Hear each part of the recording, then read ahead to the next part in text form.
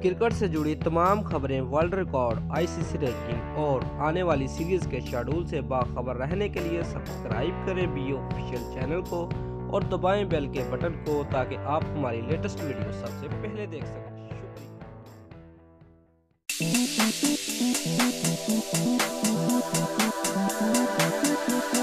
Views, अगर आप पाकिस्तानी हैं तो पाकिस्तान जिंदाबाद, अगर भारतीय हैं तो जय हिंद नीचे कमेंट में लाजमी लिखें।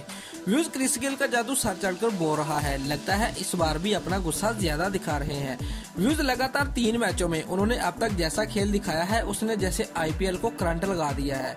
लोग पहले की तरह क्रिस गेल के दीवाने हो रहे हैं और दूसरी टीमों के गेंदबाज परेशान हैं। व्यूज, क्रिस गेल को पहले 2 मैचों में टीम में नहीं लिया गया। तीसरे मैच में आते ही इन्होंने अपने पहले मैच में 50 रन जड़ दिए और अपने दूसरे मैच में 104 रन जड़ दिए। वहीं तीसरे मैच में उतरते ही कोलकाता के बॉलरों का मार मारकर बुरा हाल कर दिया और क्रिस गेल ने सिर्फ 27 गेंदों पर 49 रन बना दिए और बारिश ने क्रिस गेल का बल्ला रोक दिया।